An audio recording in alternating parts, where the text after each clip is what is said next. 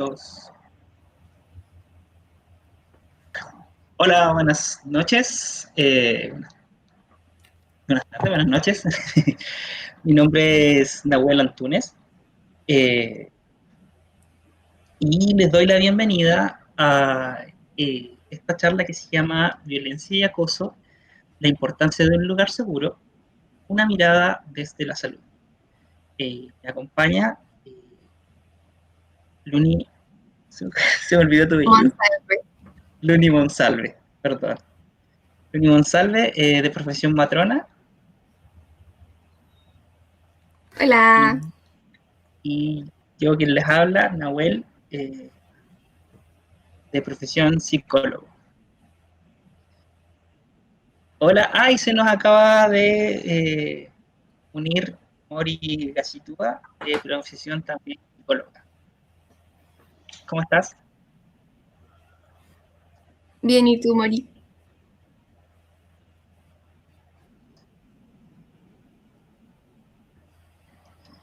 Estupendo, estupendo. Eh, bueno, podríamos empezar dando una pequeña definición de lo que consideramos como acoso. Sí, ¿Te a grandes parece? rasgos, mencionar que el acoso puntualmente es una acción reiterada donde se ejerce algún tipo de poder. Este puede ser físico, social o jerárquico, el cual genera un ambiente de vulneración hacia la víctima, el cual obviamente puede ser hostil o incluso humillante para esta. Dentro de los acosos podemos mencionar varios, de hecho, acoso laboral, acoso sexual, acoso escolar, ciberacoso, acoso asociado por razón de sexo también. Entonces, creo que es importante mencionar que a lo largo de nuestra vida probablemente más de algunos de nosotros hayamos sufrido algún tipo de acoso y probablemente lo hayamos normalizado y no hayamos tenido un espacio en el cual conversarlo. Sí, en realidad es súper común el acoso, por lo menos en ambientes laborales, según datos que estuve estudiando. eh, Uno de cada 5 trabajadores a nivel mundial reporta haber sido acosado por lo menos una vez en su vida, cual es una prevalencia como del 20%, de mucha gente. Sí, muy alta. Y muchas veces, como no hay un espacio donde conversarlo, uno piensa que eso es normal y lo empieza a tolerar en el tiempo. Y eso genera, obviamente, instancias de estrés, de ansiedad, incluso en algunos casos llegando al suicidio. De hecho, sí, por eso tenemos la famosa ley Karin. Exactamente, ley que se empezó a regir 2024.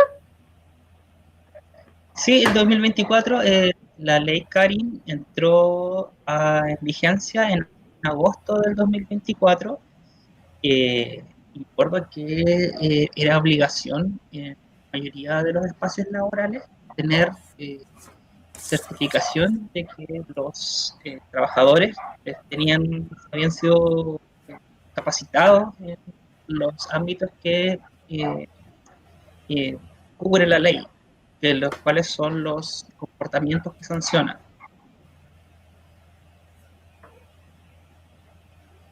Y en esos son como se sanciona el acoso, como definiste, se sanciona el acoso sexual, decir, hablar con intención sexual a otro compañero de trabajo.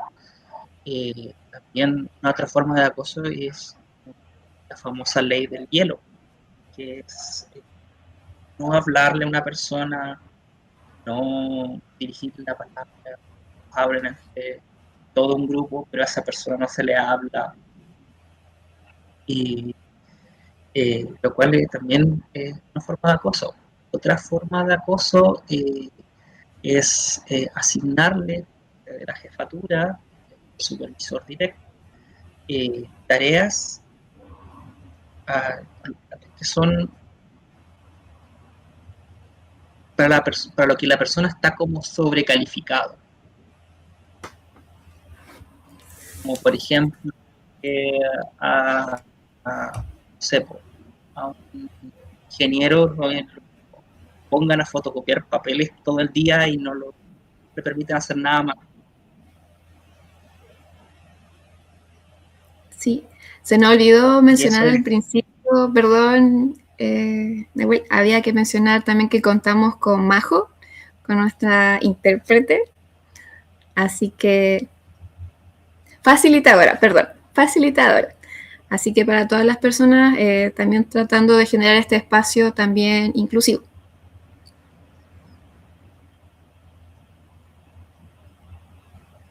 claro, porque si bien esta charla está eh, en vivo, también va a quedar después grabada en YouTube si la pueden verla de nuevo. Exacto. Mori, ¿me escuchas?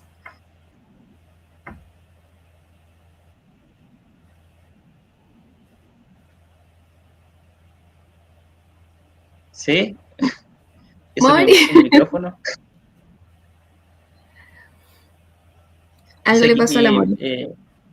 sí, no, aquí me dicen que me escucho un poquito peor. Qué raro. Pero Tiene yo que ser el. también, Bueno,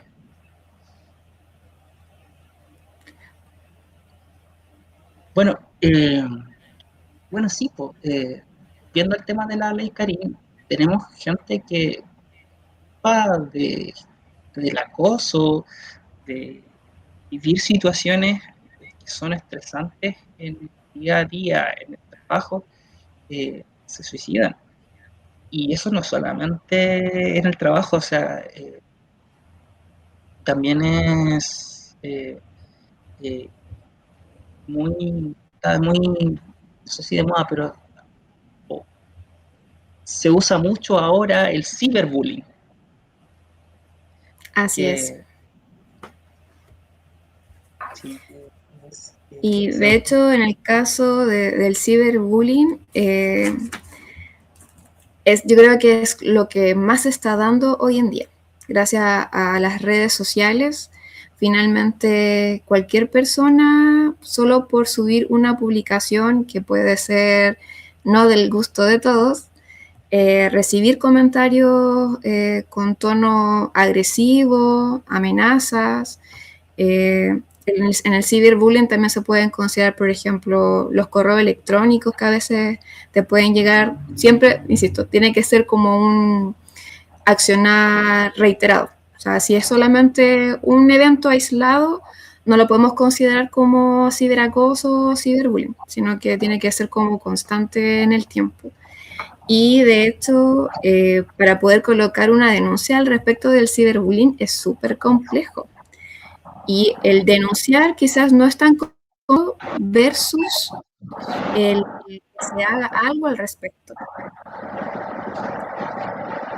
Y eso también obviamente deja a las víctimas como un poco a la deriva, porque uno en el fondo, si hace una denuncia es porque tiene miedo de lo que pueda pasar con su persona, porque probablemente que te digan, te ofendan quizás físicamente, no, uno sabe, o sea, yo por lo menos soy de la idea de que uno toma las cosas de quien vengan, pero si dentro de este ciberacoso se agrega además la connotación de amenaza, amenaza de muerte, por ejemplo, eso obviamente a uno sí lo atemoriza y sí obviamente te impulsa a querer hacer una denuncia. Pero esta denuncia, aunque uno tenga pruebas, fotografías, no sé, los correos, los mensajes, aunque uno haga la denuncia, no pasa absolutamente nada. de hecho sí, es triste ver que ya ha pasado más de un año de la implementación de la ley Karim, o sea, un año y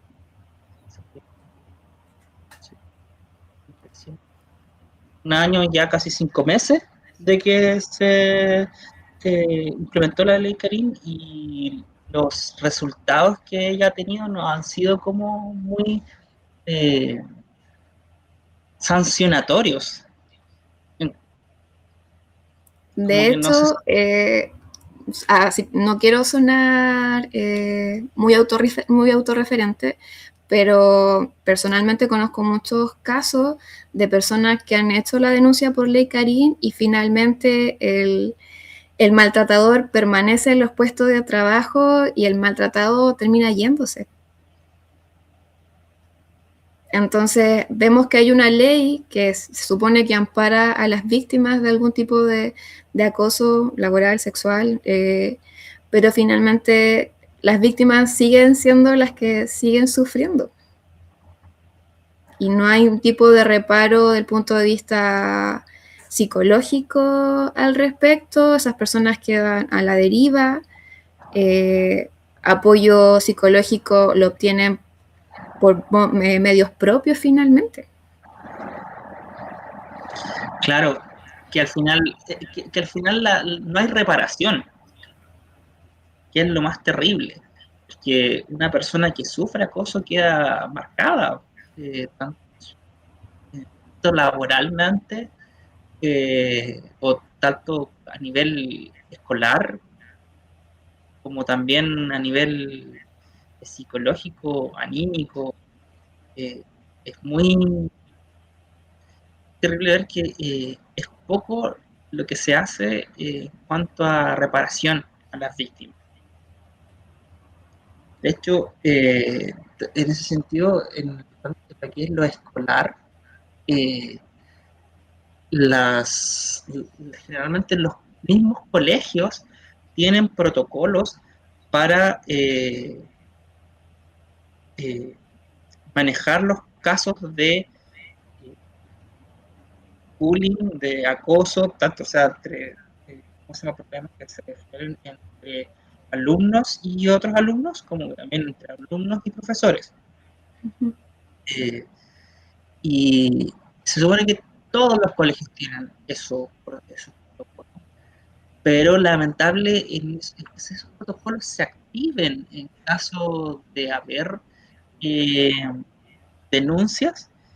eh, Muchas veces, como ya vimos, se protege al acosador, se protege o se trata de silenciar muchos casos, como tratan de pasar estos casos de violencia o de acoso debajo de la alfombra, sobre todo si hay un profesor o directivo involucrado. Y es mucho lo que tienen que eh, insistir los denunciantes, que generalmente son los papás, para conseguir algo, una sanción eh, como la más de sentido común, que sería sacar a la persona del cargo.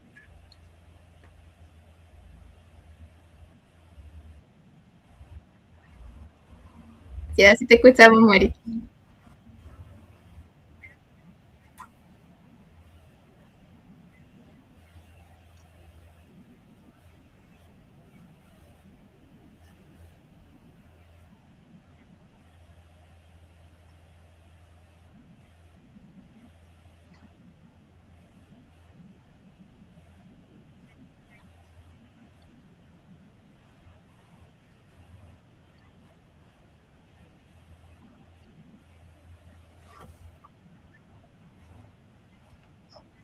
Mm. Mori, parece que tienes el micrófono apagado. Yo sí la escucho. Es que entre nosotros la escuchamos, pero en Ah, el, en el ¿cómo se Twitch. llama? En el chat, en el Twitch me dicen que no la escuchan. Oh, Y eso no lo puede ver Dani. quizás porque me conecté.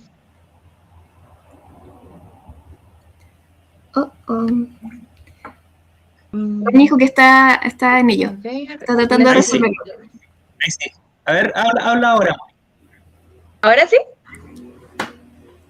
A ver, no.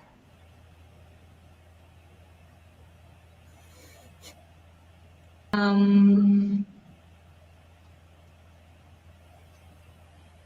ver. Parece que no. ¿Me escucho ahora? No sé, sigue hablando. Por favor. No, me dicen que no se escucha. Por favor, público. Ahora sí te escucháis. A ver, habla Ok. ahora. Ok, perfecto.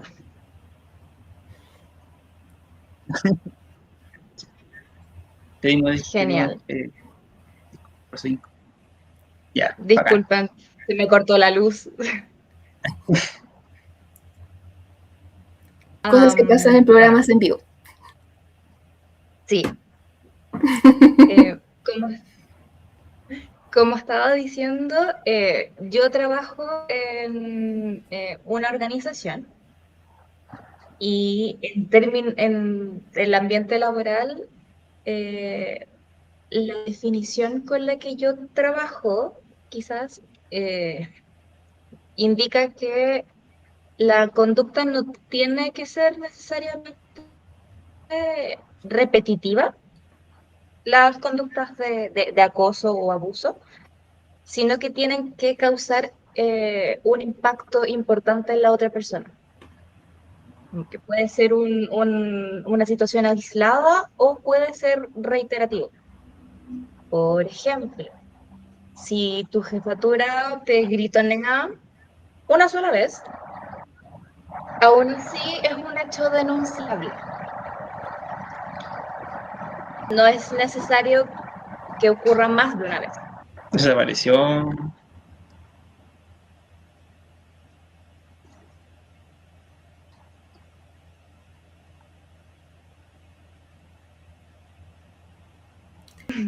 Yo escucho todo por si acaso. Sí.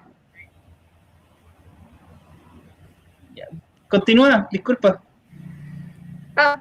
No, era eso, que finalmente, como para acotar un poco al punto anterior que me perdí. Está bien.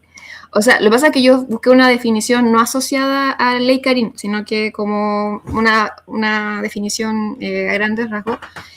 Claro, ley Karim obviamente bajan otras como observaciones al respecto de la conducta y obviamente la implementación de la ley en cada establecimiento, ya sea educacional, de salud, todos, obviamente cada uno debe implementarlo a través de un protocolo local. Como que queda en el fondo un comité a cargo de, pero finalmente, o sea, independiente de si es una conducta reiterada o no, yo creo que lo importante es poder, uno, detectar cuando es una situación de acoso, tener obviamente un espacio en el cual conversar al respecto, y creo que eso va mucho de la mano de las personas que están a tu alrededor. O sea, puede ser que tu mejor amiga no sea la persona más adecuada, por ejemplo, contarle una situación de acoso, ya sea laboral, sexual, del que sea, pero otra persona que sí te genera esa confianza, quizás sí sea el medio.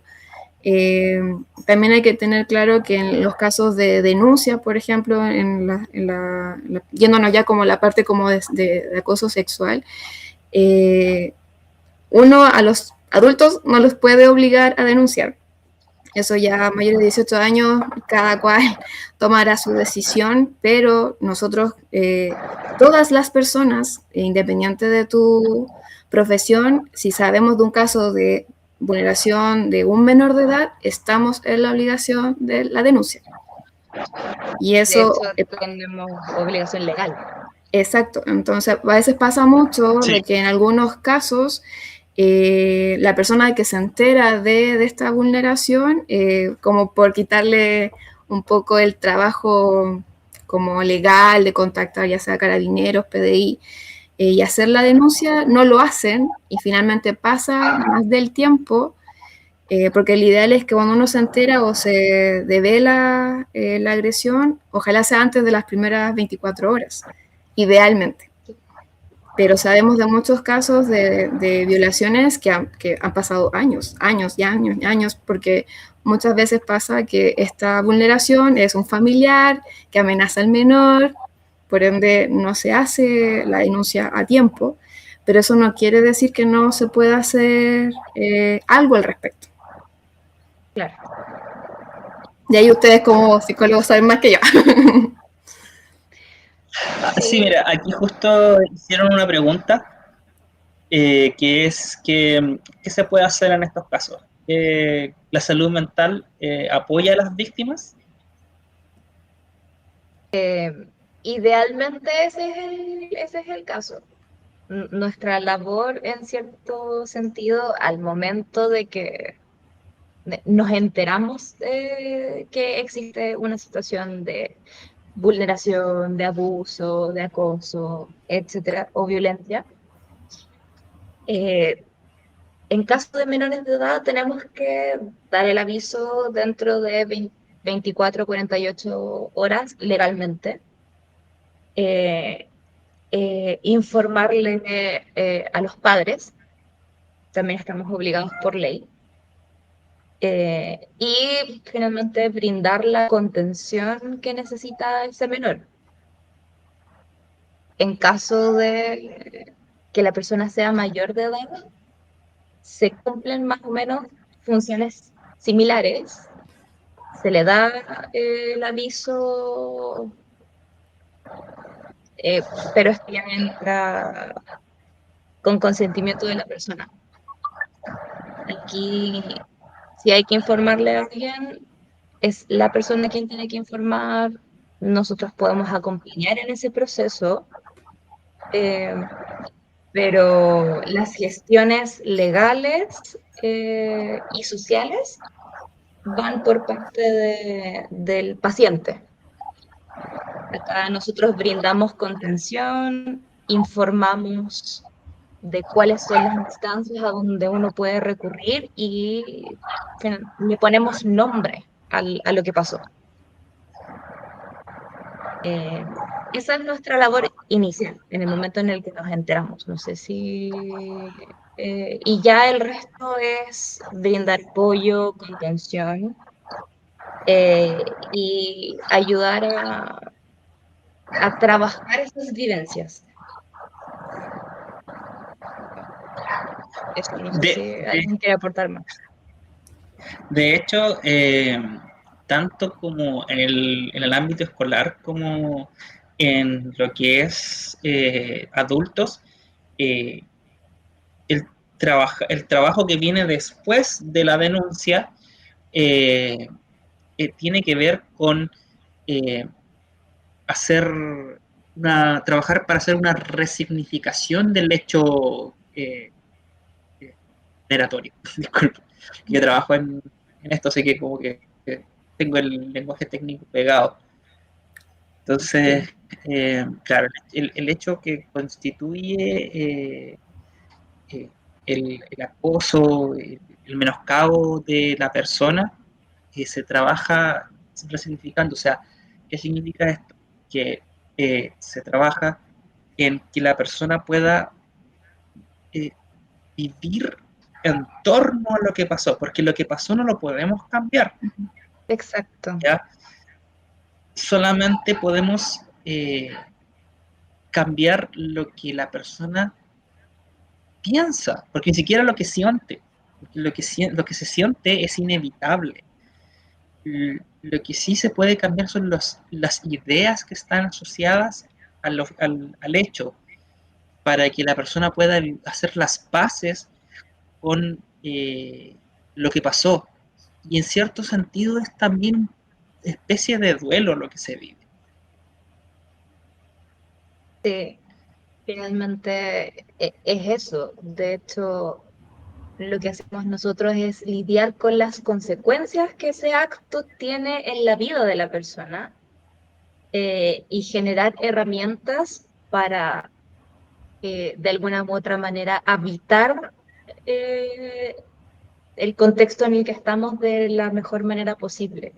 Atajar estos efectos de hacer de diagnósticos de salud mental o no, porque no toda situación traumática va a generar un trastorno de estrés postraumático, pero sí puede generar sintomatología de ese orden.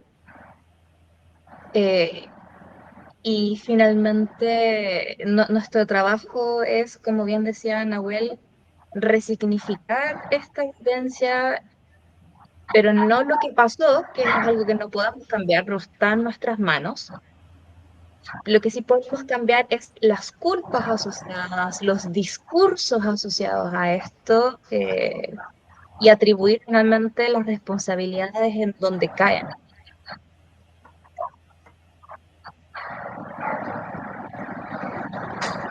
Sí, yo solamente quería a Exactamente. esa... Perdón, Nahuel. Ale, Quería solamente mencionar también que en los casos de agresión sexual aguda, actualmente se encuentra dentro de uno de los GES, que son las garantías explícitas en salud, que en el fondo garantiza oportunidad, calidad, protección financiera a los casos de agresión sexual, pero solamente en los acontecidos máximo hasta 72 horas. Por eso también es importante que las personas que son víctimas de algún tipo de agresión sexual se acerquen a su establecimiento de salud para poder llevar a cabo el proceso lo más óptimo posible, considerando que si se pueden tomar las muestras biológicas, por ejemplo, se hace toda la cadena de custodia para que eso finalmente pueda servir de prueba en el momento de saber quién es el agresor y poder conseguir alguna pena para el agresor. Pero sabemos que también el ser vulnerada hasta ese nivel, en el fondo, también dificulta el que uno quiera acercarse a algún establecimiento de salud y develar esta situación. Por ende, probablemente pasen más de 72 horas. Y obviamente, pasando esas 72 horas, la garantía se pierde. Entonces, en ese sentido, igual a las víctimas nuevamente quedan a la deriva, porque el GES considera no solamente la atención del punto de vista clínico, en el sentido de la recopilación de muestras biológicas, sino que también considera un seguimiento con atención psicológica, con atención de psiquiatra. E insisto, muchas veces las víctimas no se acercan antes de esas 72 horas a develar esta situación. Y, insisto, nuevamente las víctimas quedan a la deriva. Y creo que no hay forma de reparar lo acontecido, y si nosotros nos enfocamos a la gente que se atiende en salud pública, probablemente no van a tener los medios para poder costear una terapia psicológica de manera particular. Y sabemos que los centros de salud están sobre colapsados con la cantidad de personas que presentan algún tipo de problemáticas de salud mental. Por ende, yo insisto en que los espacios seguros donde poder conversar, quizás yo como matrona no tengo las herramientas como para hacer la contención que pueda tener un psicólogo, pero muchas veces solamente es una escucha activa la que se necesita o que necesita esa persona. Por ende, creo, y vuelvo a reiterar de la importancia de tener un espacio seguro donde poder conversar estas temáticas que a veces dan vergüenza, duelen en algunos casos. Entonces creo que es importante poder establecer que hay lugares en los cuales sí se puede conversar al respecto y no vas a recibir burlas al respecto, no te van a juzgar al respecto, y creo que eso hace mucha falta. Sí, yo personalmente soy muy partidaria de que por lo menos una persona en un lugar de trabajo, por ejemplo, ya sea una escuela, algún centro de salud, alguna institución, etcétera, etcétera, tenga cierto nivel de conocimiento de primeros auxilios psicológicos. Yo, porque finalmente, o por lo menos en el caso más organizacional, por último en recursos humanos, porque finalmente las personas de recursos humanos o los profesores o orientadores o en este caso matronas, médicos familiares, se enfrentan cotidianamente a este tipo de situaciones. Y finalmente nadie nace sabiendo, no es una habilidad innata el saber cómo contener a la gente en estas situaciones. Y yo siento que de alguna u otra manera, para la creación y mantención de los espacios seguros, tiene que haber cierta noción de primeros auxilios psicológicos, de cómo contenemos a las personas y a dónde podemos dirigirlas en caso de que esto se nos vaya de las manos. Porque hay finalmente develaciones que son muy traumáticas para la persona. Y no sé, nadie quiera finalmente que tengamos que llevar a esa persona a un servicio de urgencias porque está descompensada, eh, o finalmente, porque no siempre vamos a poder, no siempre nosotros como persona vamos a poder lograr la contención completa de la otra persona, del otro. Entonces, eh, de hecho, pensando bien, yo lo agregaría incluso a los protocolos de emergencia de las instituciones.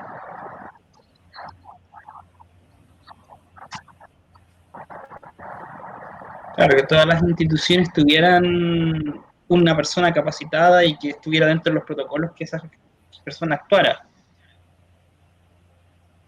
en, en, en situaciones como esta. Claro. Principalmente, sorry, dale No, la dale. vuelta. No, no, no, nada. Ah, sorry. Yo digo principalmente porque por ley,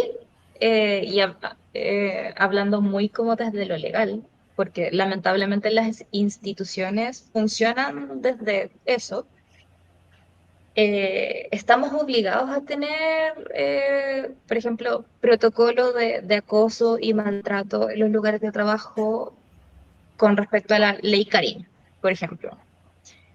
Eh, por ley de inclusión tenemos que tener también otros protocolos distintos que están orientados también a la promoción y prevención. Y finalmente yo siento que por lo menos una parte de esos protocolos tiene que estar centrada. Quizás, ok, no tenemos los recursos para ofrecerle capacitación a todo el mundo, pero con que haya una persona y por protocolo esté establecido que esa persona está capacitada para brindar esa contención o esos primeros auxilios psicológicos, ya de alguna manera se minimiza el riesgo de que estas situaciones queden sin atención.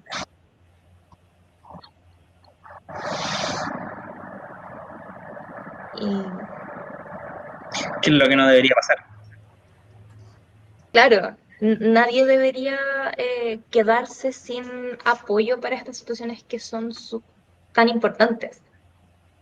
Eh, y de alguna u otra manera, el que las personas que conforman un grupo, ya sea una comunidad, un lugar de trabajo, una escuela, etcétera, etcétera, que tengan la noción de si me pasa algo, yo puedo acudir a tal persona, nos sirve para minimizar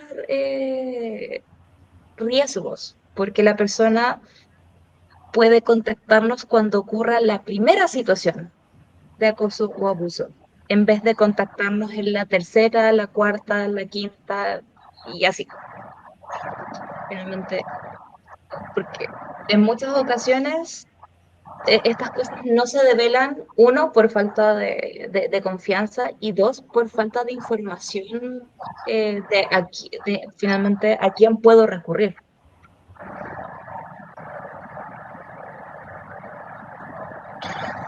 Sí, también preguntan del público es que si creemos que en la actualidad se ha tomado conciencia de la importancia de la violencia y el acoso en el ámbito laboral, ¿ya? Porque mucha gente como que no está tomando en serio lo que es la ley Karim. Como dicen, que lata, tengo que hacer un curso por la ley Karim, o eh, es parte de la broma, así como que alguien le hace una broma a otro y la broma que sigue es te voy a denunciar por ley Karim, pero nadie lo hace en serio. O sea, todo Claro. como que ha, No se le da quizás la importancia al concepto. claro. O sea, mira, culturalmente, o sea, lo que yo he visto culturalmente es que el primer impacto de las capacitaciones que yo vi es que la gente era como, salía como asustada, así como que, oh, ahora no se va a poder decir nada, ahora no vamos a poder tirar la talla, no vamos a poder hacer bromas, ahora todo el- que fome se va a volver el espacio de trabajo, y, y no es eso, o sea, creo que eh, la mayoría de las personas adultas eh, eh, que estamos en un ambiente de trabajo podemos distinguir entre una broma y algo que es más serio y quiere atentar eh, contra nuestro bienestar emocional. Pero igual en lo que es los niños como que eso es más difícil. Sí. Es que en muchas instancias a los niños no se les enseñan las palabras que utilizar para describir estas situaciones. Muchas veces, por eso es tan importante, por ejemplo, el llamar a las partes del cuerpo cómo se llaman, finalmente. Porque eso le permite a los niños identificar finalmente cuáles son las cosas que ocurren con su propio cuerpo. Finalmente, dónde me toca a esta otra persona, qué finalmente, y de alguna u otra manera, muchas veces no le enseñamos la palabra acoso o abuso o maltrato a los niños porque pensamos es que son muy pequeños. Lamentablemente los niños también son víctimas de este tipo de situaciones y de alguna u otra manera, si no les damos las palabras para expresar qué es lo que ocurre, uno, nosotros como padres o como docentes quizás podemos pasar por alto situaciones que no deberíamos pasar por alto. Eh, o dos, simplemente estas cosas no se comunican.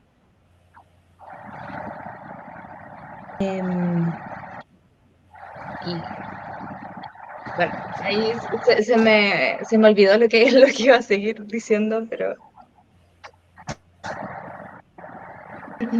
Suele ocurrir.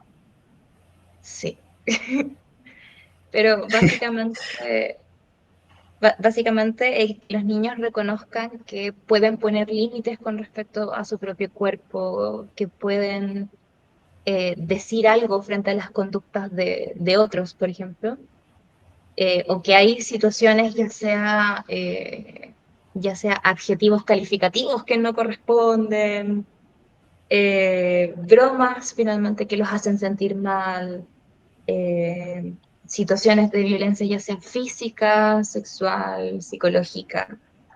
Que los niños reconozcan que hay cosas que no se permiten y mientras podamos ponerle nombre o dar ejemplos de este tipo de situaciones, nuestros niños no van a tener la capacidad de comunicarse con nosotros. Nosotros conocemos estos términos, ellos no.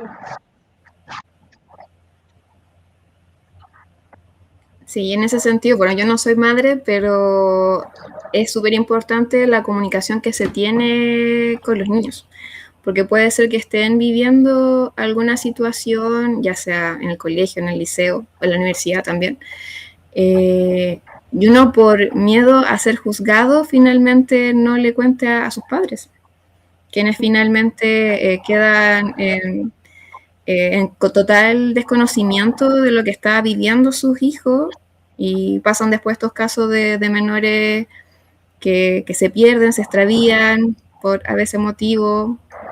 Bueno, no ha pasado aquí en Chile, pero en otros países pasa de estos menores que ingresan a los colegios con armas y matan a sus compañeros por recibir este bullying. Entonces también ahí es importante la comunicación que uno tiene con sus pares, con sus hijos. También es importante generar esos espacios en los cuales uno como adulto al escuchar la vivencia de un menor también le tome el peso de lo que está hablando el menor. Cada vez uno dice, el niño, no lo voy a escuchar o quizás está exagerando. Por eso también es importante la validez que uno le da al relato de los niños. Sí. Sí, de hecho, yo tenía ahí la palabra en la cabeza con lo que tú dijiste, me acabo de acordar, que se llama problematización, básicamente, que es volver un problema o en chileno darle peso a las cosas, finalmente. Si un niño golpea a otro niño en el recreo, no podemos solamente decir, están jugando y ellos son así. Tenemos que ver qué fue lo que pasó, tenemos que ver cómo podemos ayudar a esos niños a regular sus emociones para que esas situaciones no ocurran. Tenemos que enseñarles a los niños que estas conductas no son aceptables.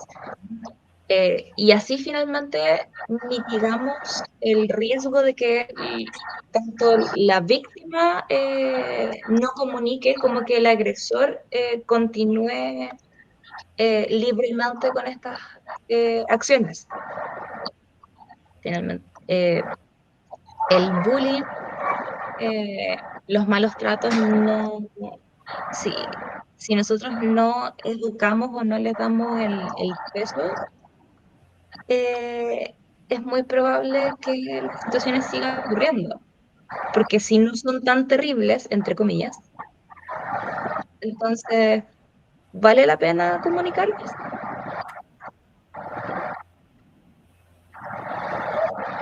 Debiese valer la pena comunicarles.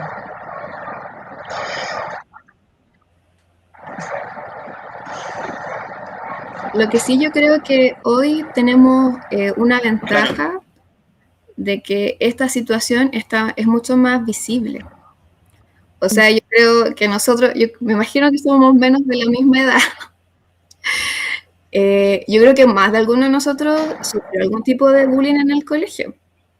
Así como, mamá, me molestan por esto, me molestan por esto. Y la respuesta probablemente de nuestros padres fue así como, ya. Y no se hizo nada al respecto.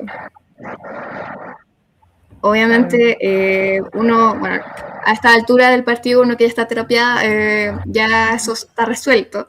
Pero obviamente ahora tenemos la suerte de que estas conductas, cuando un menor lo menciona, ya no es como, no importa, o me hago la loca y hago como que no escucho.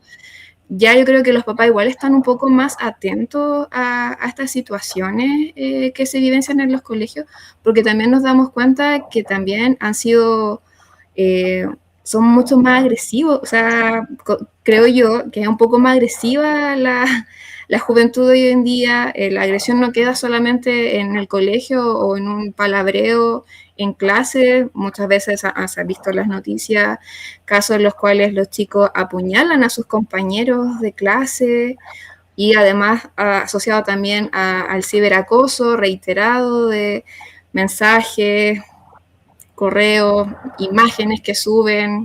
Entonces, creo que hoy por hoy es más fuerte, y creo que están más expuestos los niños, pero también tenemos la ventaja de que es mucho más visible esta situación. De hecho, en ambientes laborales también ocurren este tipo de situaciones. A veces me ha tocado escuchar que cuando uno va a hacer capacitaciones sobre ley Karen, que uno va finalmente a definir qué es el acoso, finalmente cuáles son los tipos de violencia, y cuáles son conductas no aceptables y cuáles son conductas que caen como en la línea de estos son desacuerdos, o- y esto es como al hacer la diferenciación, la gente tiende a quedarse un poco más tranquila, como que baja un poco este concepto de me van a acusar por cualquier cosa. Eh, pero al mismo tiempo yo he escuchado como desde la otra vereda, a jefes, supervisores, incluso colegas decir, ya, pero esto pasa en todos lados, entonces da lo mismo. O ya, pero esta otra persona igual es alaraca. Finalmente, por ejemplo, el que no te copien en los correos que son súper importantes para que tú hagas tu trabajo, que no te inviten a reuniones, que finalmente te soliciten trabajo y lo presenten como si fuera suyo, entre otras cosas, es considerado una forma de maltrato laboral. Eh, no necesariamente tienen que insultarte, no necesariamente tienen que golpearte, no necesariamente tienen que acosarte sexualmente. Muchas veces, como ustedes bien decían, el hacer la ley del hielo es un tipo de violencia. El restringir la información es un tipo de violencia. Y el finalmente no permitirle a las otras personas o no darle las herramientas para que pueda desarrollar su...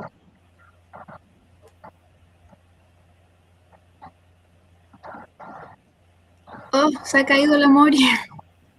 Sí, quedó congelada.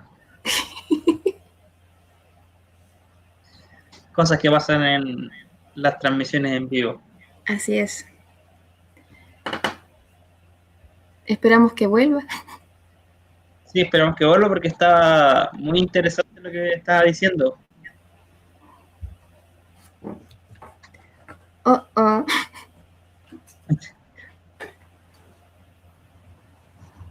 Bueno, pero hay una cosa que decía la Mori que es muy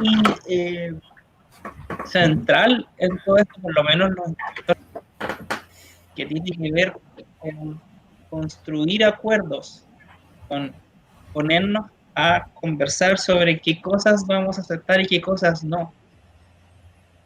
¿Ya? Porque hay cosas que sí caen dentro de lo que es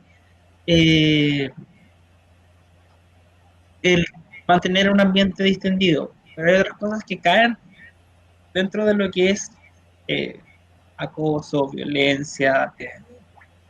Por lo tanto, creo que un buen punto de partida es tener esa conversación.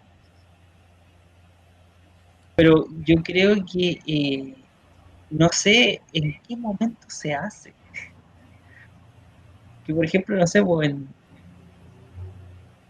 en el sector público están los famosos autocuidados, Mm, pero en los autocuidados se hace cualquier cosa menos reflexionar sobre lo que nos está pasando. así es. Y en el mundo laboral también es complejo cuando el maltratador es tu jefe. Claro. Ahí cuesta, yo De hecho, creo que el triple hacer algún tipo de denuncia, porque obviamente genera el miedo de que no vaya a haber represalias en un futuro en tu puesto laboral, si es que no te sacan finalmente. claro, porque como ya dijimos delante, el que generalmente sale es la víctima, no el victimario. Así es. Sobre todo cuando hay una diferencia de poder. De hecho, me acabo de acordar que eh, como son los tiempos de investigación dentro del mundo público, del sistema público de administración, sea salud, sea eh, administración pública, sea municipalidades, generalmente dan unos plazos como de 6 meses, y entonces en 6 meses las personas tienen que seguir trabajando juntas, y eso es súper revictimizante. En revictimizante se entiende tener que vivir la situación de no solamente que pase de nuevo, sino que estar reviviendo, repensando esa situación en tu cabeza una y otra vez, que te toca estar cerca de la persona que te maltrató o de las personas que te maltrataron.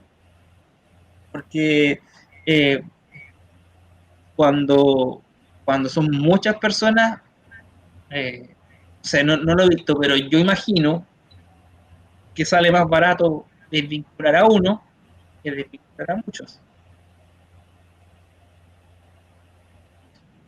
Ahí volvió la Mori. Ah, buenísimo.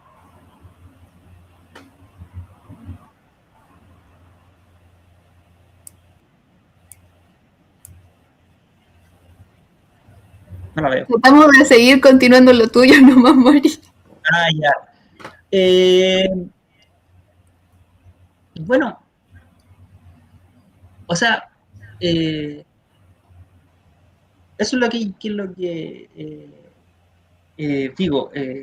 Hay que instalar la, ¿cómo se llama?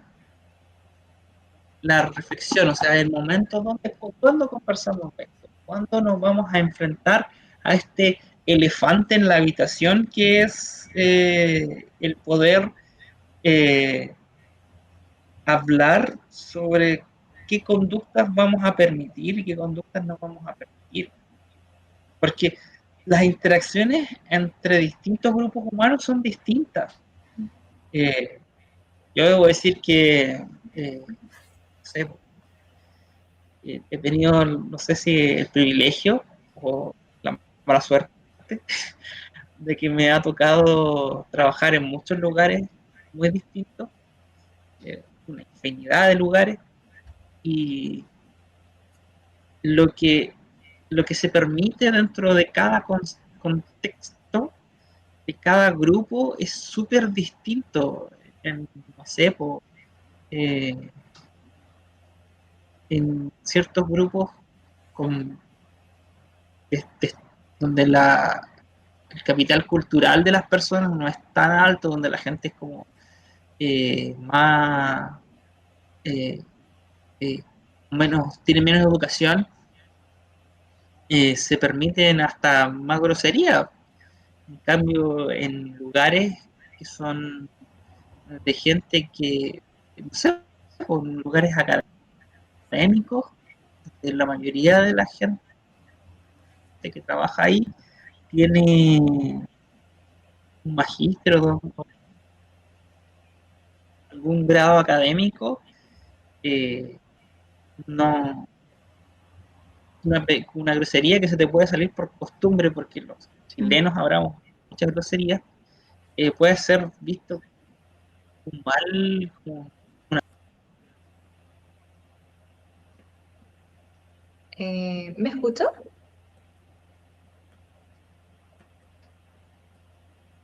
Hola. La Mori está al final, yo no la veo. o sea, yo la veo, pero Ya, voy a reiniciar. no la escucho. Ahora sí, ahora Mori, puedes seguir ¿Sí? con tu idea. Sí, Ya, perfecto. Está inspiradísima. La Majo no la ve. No me escucha la más. Ah, no la ves ni la escuchas. Oh, Ya, oh. Dame un segundo, voy a reiniciar, tranquilos, no me cuesta nada.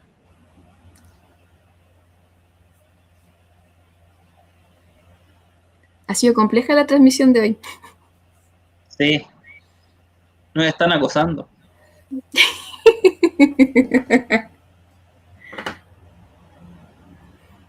La organización.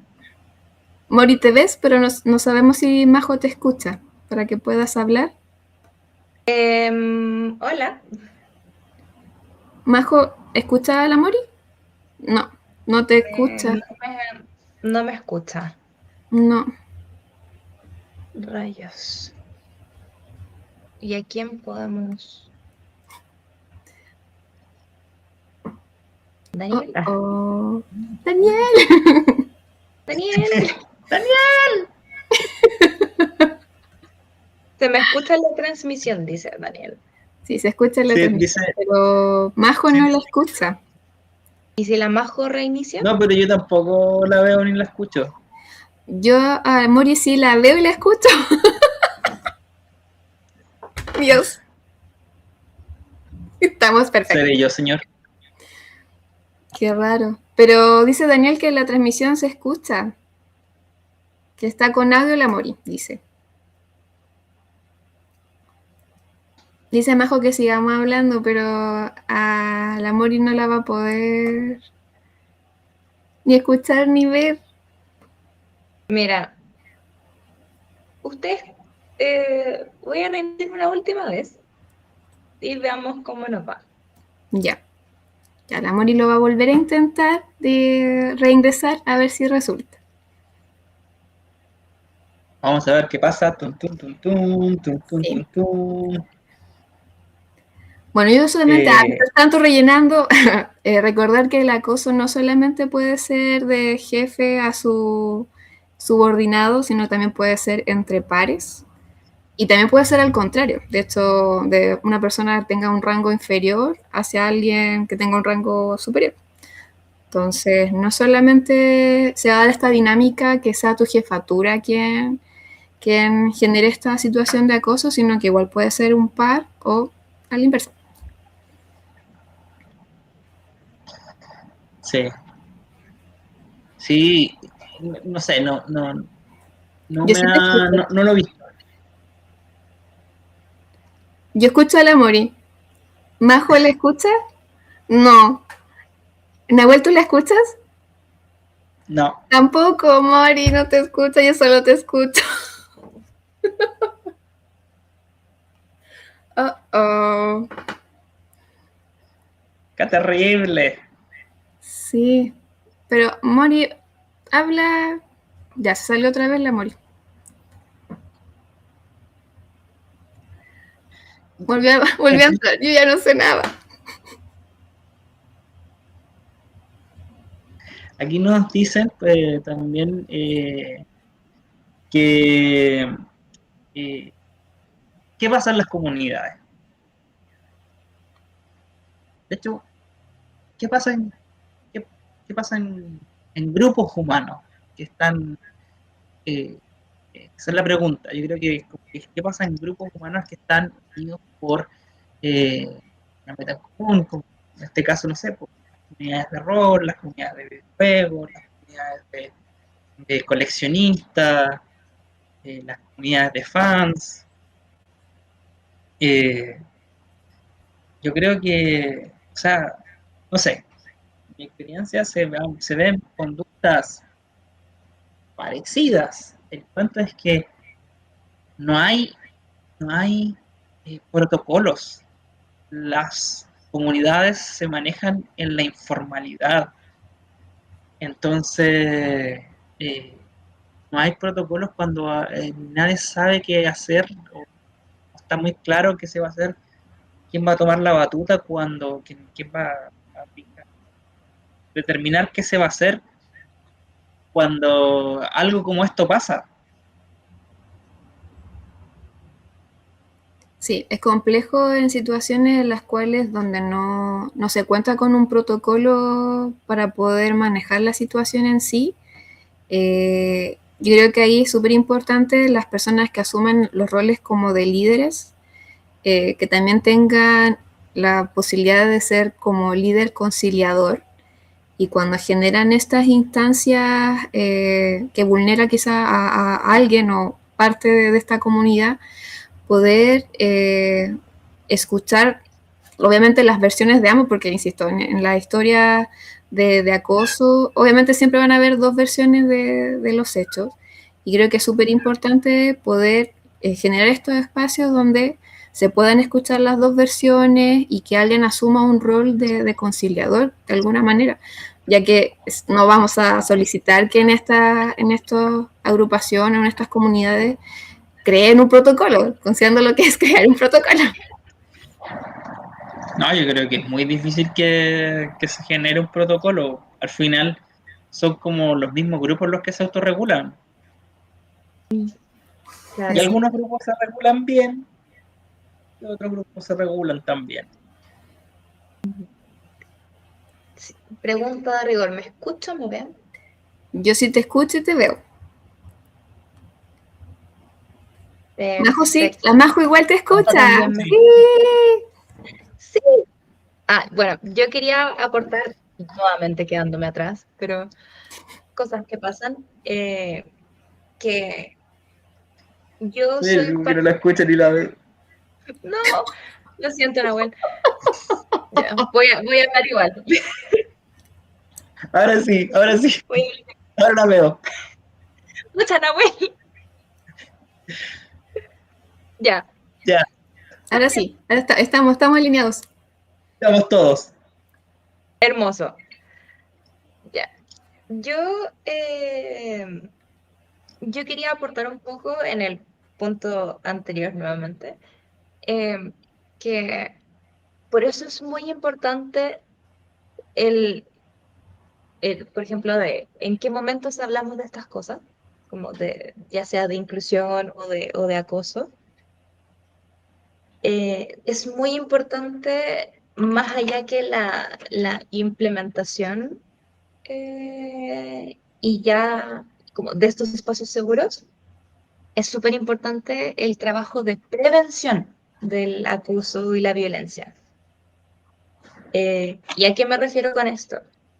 Finalmente, el conversar de estos temas constantemente, ya sea hacer charlas, generando instancias, aprovechando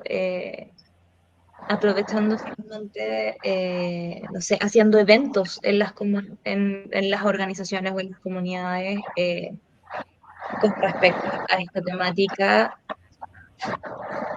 eh, porque claro, así se va generando una conciencia colectiva respecto a este tema.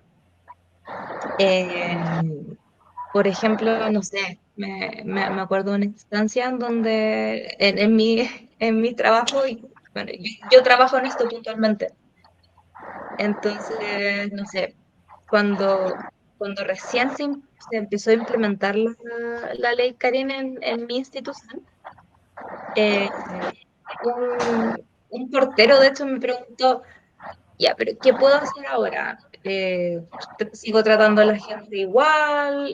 ¿Dejo de dar abrazos? ¿Dejo de saludar como debe ser la mejilla? ¿Qué hago?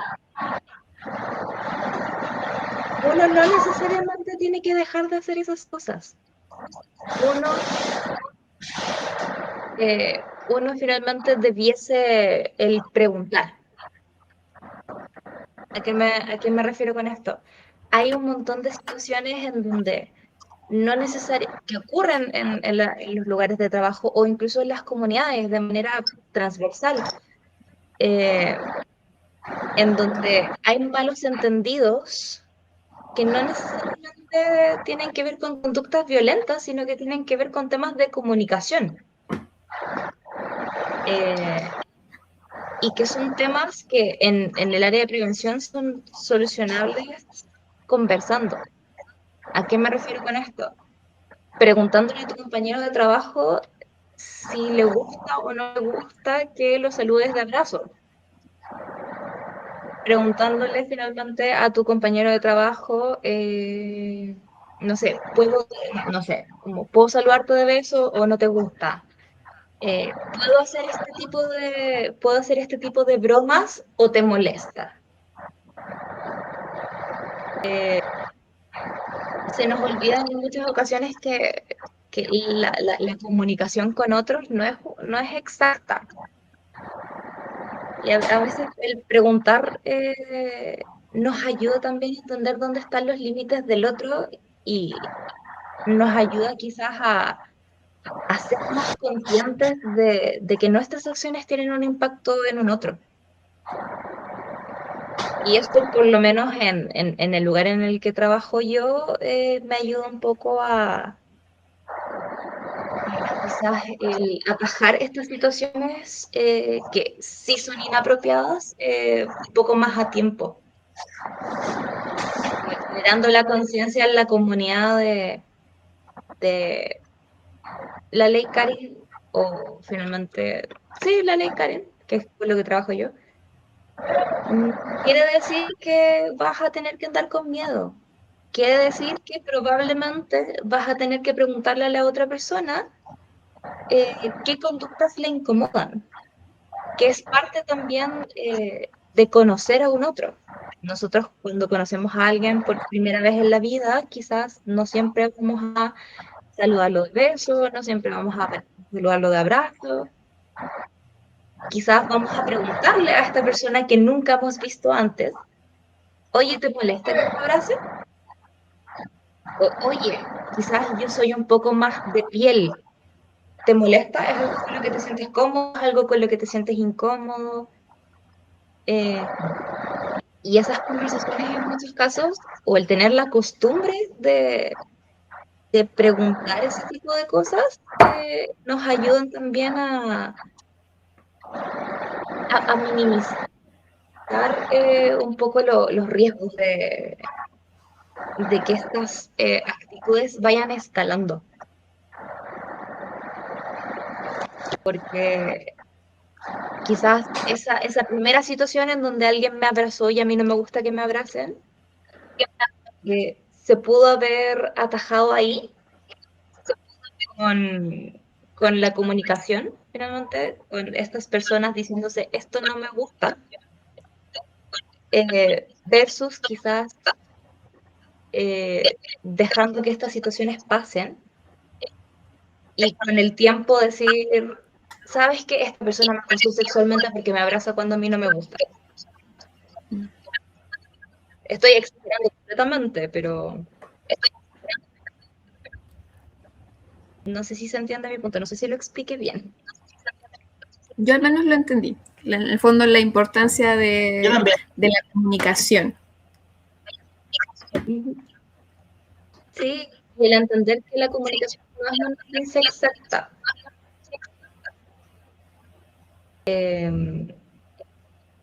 Pero eso más que nada que yo aportar al punto anterior, que siento que algo de sentido tiene con lo que estaban hablando ustedes ahora. Sí, Sí, totalmente tiene sentido. sentido. Sí, tiene todo el sentido del mundo, como que conecta.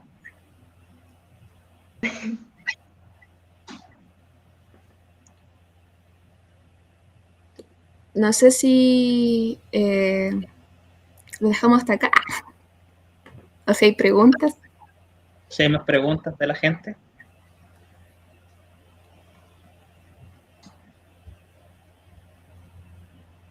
Mira, aquí en el chat preguntan, o sea, más que una pregunta es como un comentario, que es que si estas situaciones también no obedecen a una brecha generacional. Que antes había más cosas que estaban normalizadas y ahora no. ¿Qué opinas? Puede ser, finalmente. Acá eh, yo creo, yo creo que estas cosas tienen múltiples razones de ser. Puede ser por una brecha generacional, puede ser quizás porque hay alguna brecha comunicacional en términos de inclusión, por ejemplo. Quizás mi interlocutor o quien reciba el mensaje, no sé, ocurre finalmente con las personas con espectro autista, y con algún tipo de neurodivergencia, que hay claves sociales que no entendemos. Y eso finalmente puede causar conflictos al tema de comunicarnos, al tema de la interacción con un otro. Y también tiene que ver con que cada uno es un ser humano con mañas distintas, Eso es cierto. y con visiones de mundo distintas. Yo igual quería agregar que creo que también va a que actualmente hay más conocimiento al respecto de cuáles son las situaciones de vulneración, de maltrato, de acoso. Hoy ya hay una definición clara, hay leyes que están en pro de las víctimas, y creo que eso hace años atrás no existía. Y nosotros normalizamos situaciones que actualmente nosotros hacemos el análisis y es como, wow, aguanté tantas situaciones de maltrato y no me di ni cuenta. Porque, insisto, está normalizado, no sé, caso personal, en la misma formación, cuando uno está estudiando la carrera, las colegas que ya están egresadas eran horriblemente maltratadoras con los alumnos, horriblemente. Y eso es algo que uno normalizó, era como, ya eres el estudiante, tienes que aguantar. Y no había forma de tú como estudiante poder exigir un mejor trato al respecto, porque eso significaba que te sacaban de la carrera o te reprobaban de ese ramo. Entonces era una situación que en verdad uno, para no generar problemas, finalmente se cayó al respecto. Y hoy lo vemos como en verdad situaciones que eran muy de maltrato. Sí, me hiciste acordar de este concepto de los niños muy sensibles, que finalmente, por ejemplo, lo mismo, hay niños que son víctimas de bullying o de malos tratos por parte de sus compañeros o de sus profesores, etcétera, etcétera.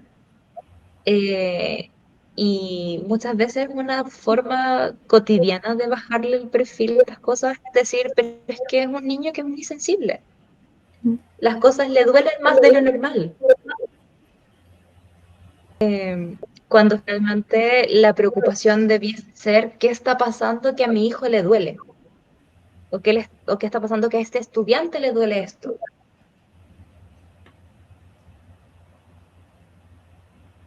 Claro, y Esto eso igual sucede en era... el mundo. ¿Cómo, Nahuel? Como que o sea, como que la idea es como que además está sucediendo en el entorno, no solo con el niño, que es muy sensible, sino que además qué le pasa, qué está pasando alrededor de él. Sí, porque finalmente este tipo de temáticas, ya sea bullying, violencia, acoso, son temáticas que también están cargadas de mucha culpa, que están cargadas son vivencias que están cargadas de mucha culpa, de mucha vergüenza, eh, porque, no sé, por ejemplo, a mí me pasó esa vivencia personal, que, claro, yo era la niña sensible, o yo quizás era la niña que cuando me molestaban quizás es que tú tienes que defenderte, que tú no te defiendes.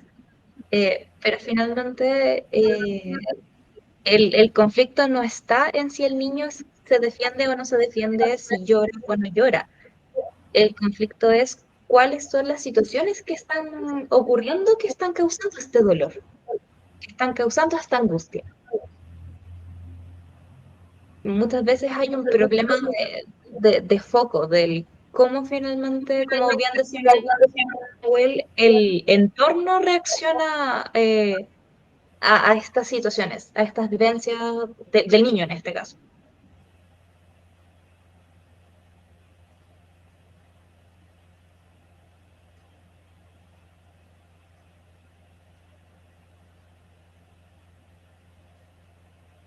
Bueno,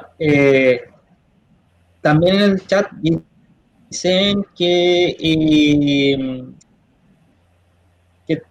cuando nos acostumbramos a aguantar maltrato, esa es una expresión, es porque o hemos estado en familias que son maltratantes o porque hemos estado en instituciones como colegios donde el maltrato está normalizado. Sí, y también nosotros como sociedad no problematizamos tanto estas cosas. Sí, muchas veces me ha tocado como, pero ¿cómo le están haciendo bullying a mi hijo o cómo está tan angustiado si finalmente solamente lo están molestando, no le están pegando, no le esconden las cosas? No es necesario que lleguemos a los golpes para que se produzca un daño. Y quizás, por ejemplo, no es necesario que sea, por ejemplo, en el ámbito laboral, no es necesario que sea acoso sexual para que sea acoso o maltrato laboral. Exactamente. La violencia viene en muchos modos. Exacto. Y el entenderlo o el visibilizar estos diferentes tipos de violencia, estos diferentes tipos de acoso y maltrato, nos ayuda a generar la conciencia de que esto no es algo normal.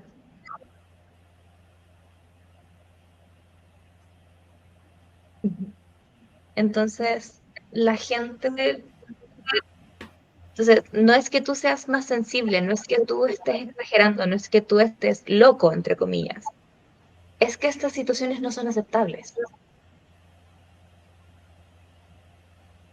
Así es. Deberíamos disminuir la cantidad de cosas que son aceptables en la actualidad.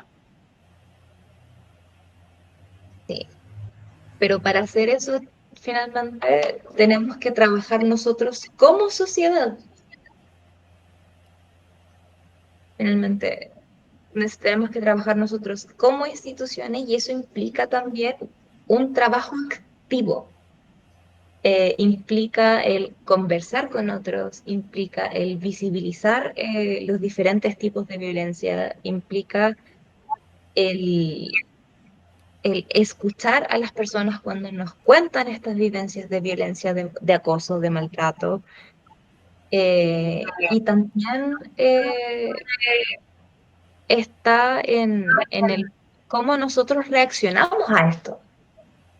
Porque si nosotros reaccionamos desde esto no es aceptable, se genera una conciencia colectiva, ya sea en las comunidades en las que convivimos, somos parte, en los lugares de trabajo a los que pertenecemos, en los colegios, en las familias, de que hay situaciones que no son normales.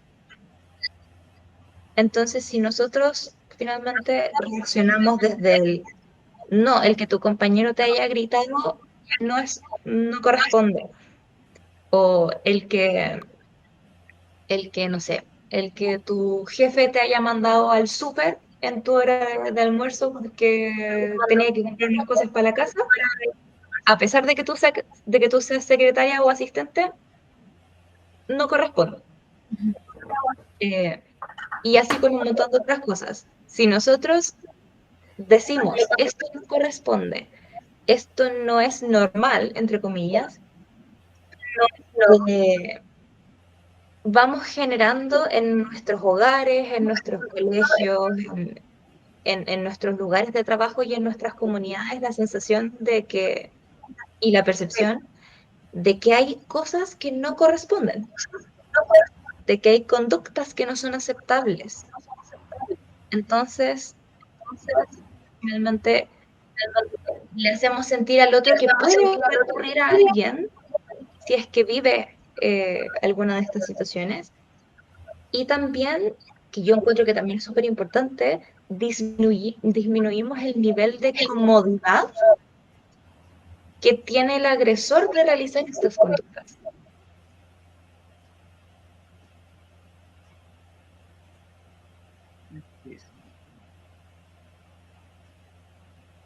Sí.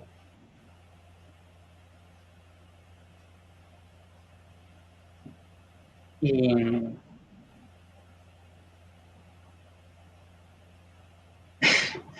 bueno, no sé, parece que aquí está. Mira, otra pregunta es que las personas que son violentadas o acosadas no reaccionan o no se defienden porque no saben marcar límites. ¿Qué opinan de eso y cómo ayudar a alguien que está en esa situación?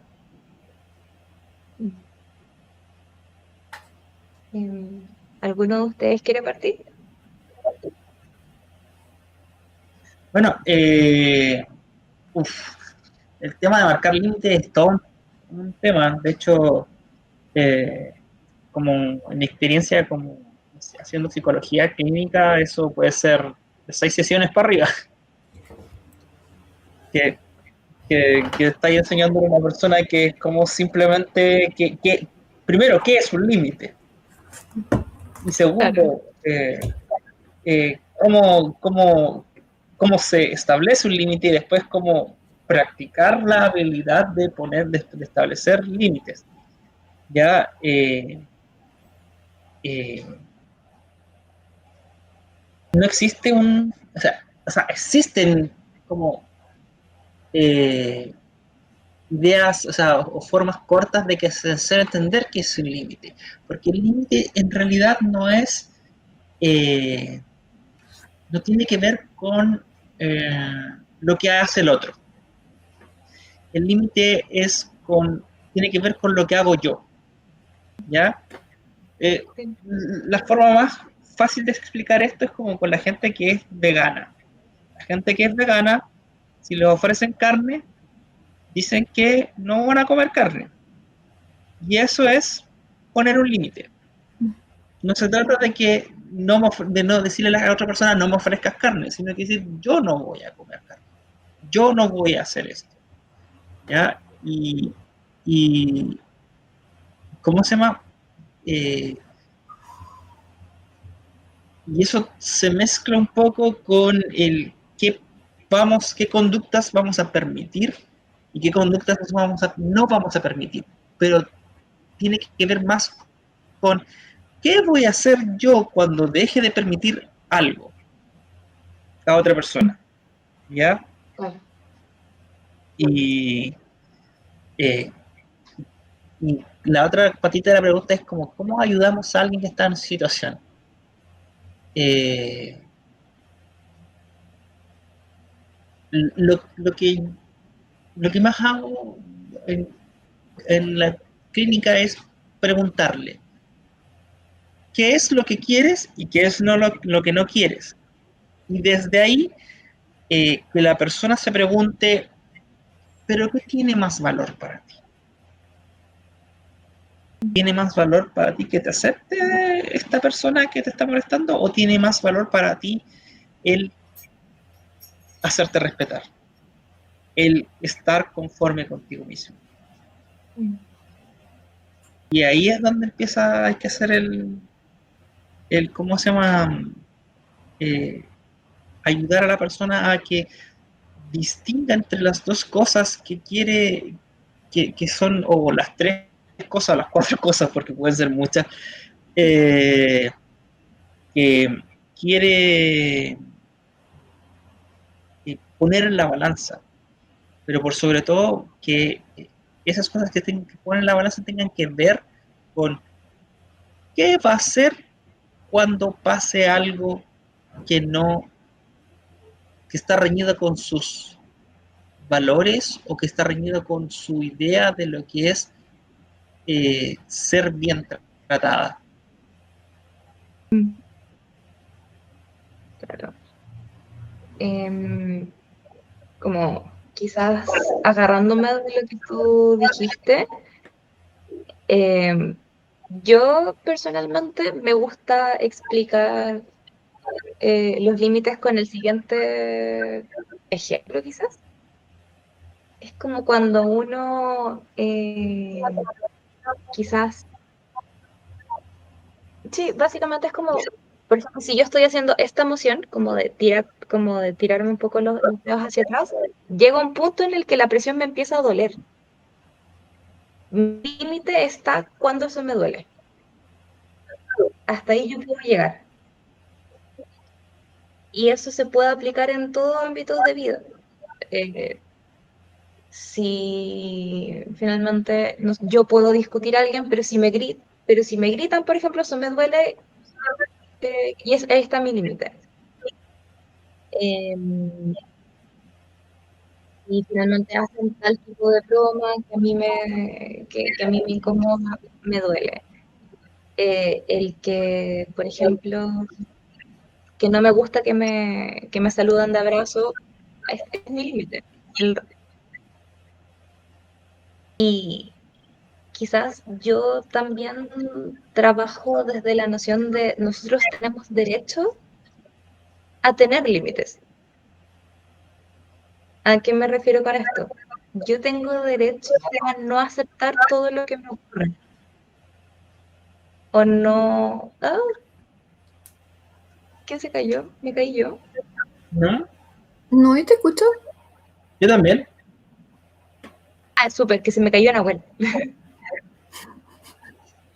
Ya. Una vez que me Pero pasara. básicamente, sí, básicamente, como para retomar, es yo tengo derecho a parar cuando algo me duele o cuando algo me hace daño. Tengo derecho finalmente a expresar que no me siento cómodo con ciertas cosas, que hay ciertas cosas que me molestan, que me duelen. eh, y eso finalmente no me hace exagerado, no me hace, porque en muchas ocasiones la culpa es lo que nos impide poner límites, el qué es lo que va a pensar el resto de mí. Voy a hacerle daño al resto con este límite que estoy pidiendo.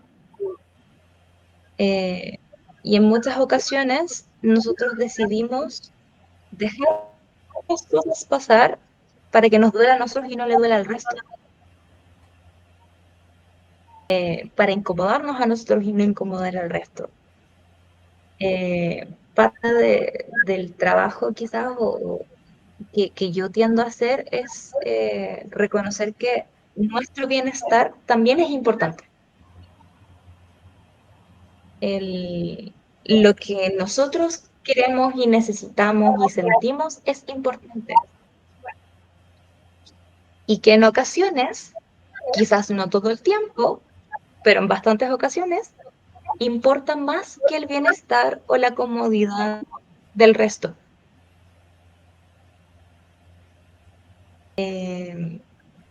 Muchas veces, yo por lo menos me he dado cuenta que muchas veces esta noción de la empatía impide el poner límites. Pero finalmente cuando hacemos el trabajo de tener empatía con nosotros mismos y con nuestras necesidades, eh, tiende a ser un poco más fácil el sentirse cómodo poniendo límites.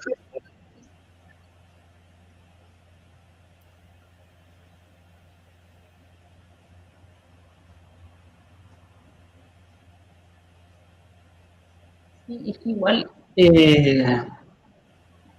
igual sobre eso, como que igual hay una tendencia a que cuando una persona empieza a poner límites, las otras personas empiezan así como que, oh, ya no es lo mismo de antes, oh, ya no es tan simpática, oh, ya no es, no sé, resienten el hecho de que esa persona por fin empezó a decidir que su bienestar era lo más importante. Y muchas veces a la persona que se le pone, empieza a poner límites, le empieza a decir, ay, que son egoístas. Claro, sí. Pero finalmente el ser egoísta tampoco es malo.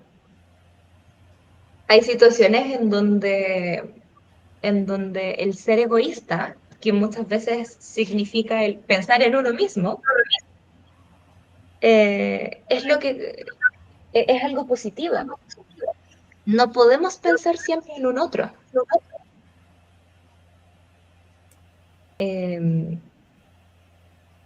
Pero, por supuesto, primero tenemos que darnos el permiso de pensar en nosotros.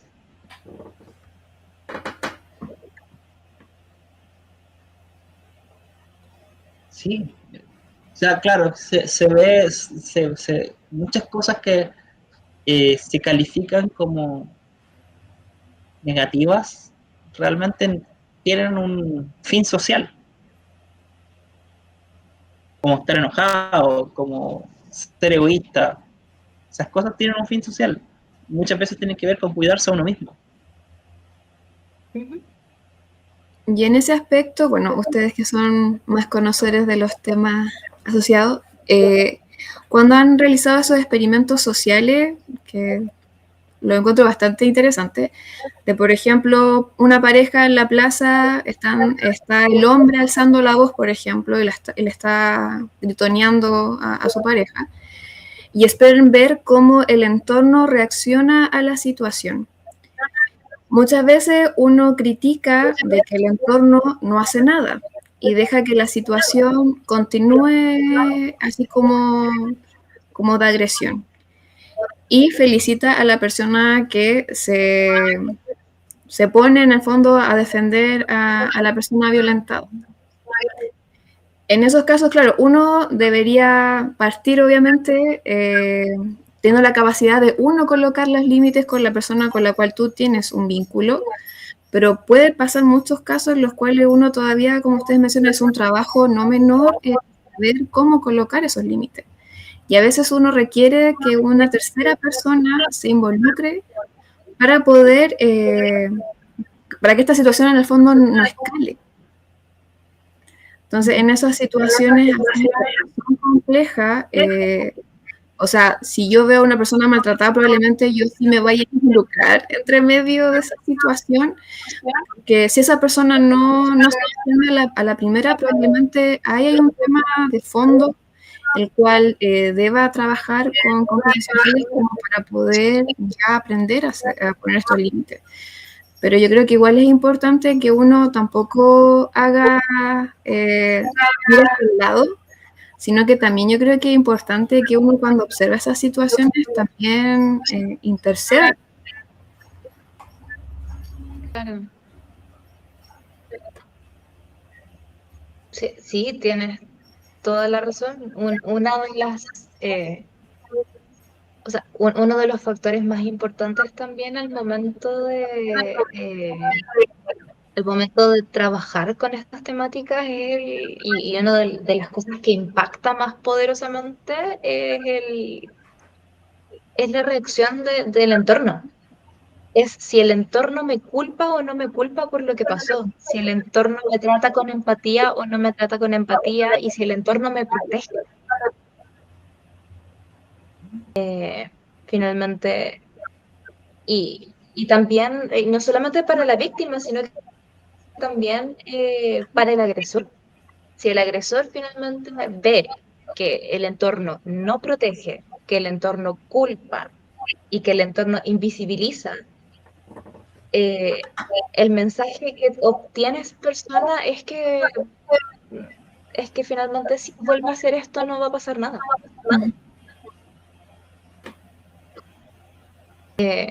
Pero por el contrario, si el ambiente protege, si el ambiente llama la atención cuando corresponde, si el ambiente eh, escucha, contiene, cuida, se genera lo contrario. baja el nivel de comodidad para realizar estas acciones.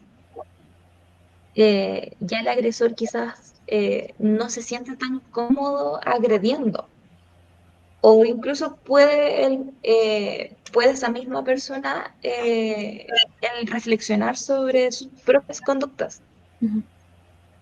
Porque finalmente nosotros somos seres sociales, o sea, vivimos en sociedad, nos movemos en comunidades. Entonces, el cómo esas comunidades o cómo la sociedad nos recibe o reacciona frente a lo que nosotros hacemos es importante. Nos ayuda también a entender qué cosas están bien y qué cosas están mal.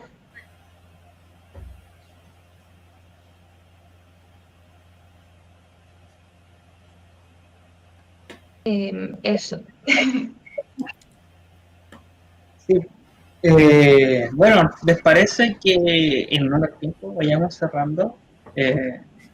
Lo primero quisiera dar las gracias a Ludocrónicas por ser este espacio para hablar de estos temas y también felicitar el hecho de que, si ustedes lo piensan, Ludocrónicas es un lugar donde, como decía Mori, se acoge a la persona que está, ¿cómo se llama?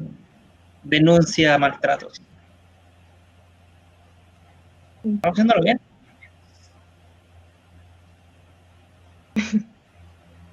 Así que Claro, o eso, sea, el tener estas conversaciones, o sea, el tener estas conversaciones es un indicador de que estamos haciéndonos las preguntas correctas.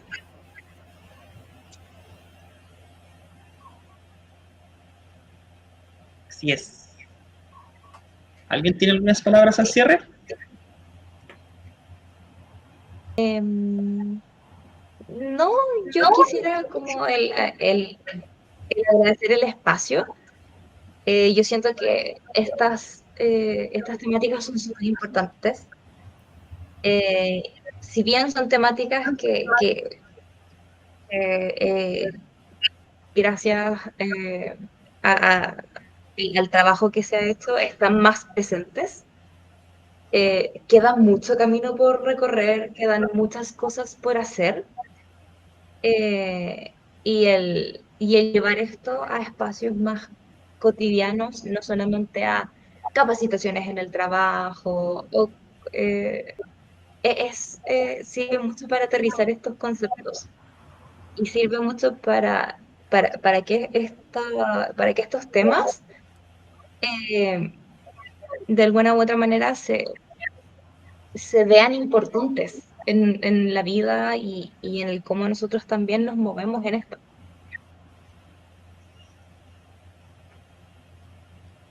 Así es. Yuri, Yo dar las gracias a las personas que se conectaron, que nos escucharon. Es también una instancia en la cual creo que es importante reforzar el tema de la comunicación, que es súper relevante. Eh, la comunicación que tenemos con nuestros pares, con nuestros hijos, con, no sé, con nuestros jefes. Que creo que hay que perderle un poco el miedo de hablar las cosas, de tocar temas que a veces son un poco sensibles, pero creo que es súper importante mencionarlo, insisto, generar espacios en los cuales uno pueda conversar y sentir que es un espacio en el cual tengo la libertad de poder contar quizá alguna situación que yo vivencié, sin sentir que me están juzgando al respecto o lo que sea. Entonces creo que es súper importante, que es una tarea de todos el generar esta instancia. Creo que nosotros igual tenemos casos de personas que quizás por vergüenza no lo hablan y necesitan un poco quizás un empujoncito para poder hablar de estos temas que a veces son muy complejos para poder tratar. Así que también, insisto, es una tarea como de todos, el generar un espacio en el cual podamos conversar sin miedo.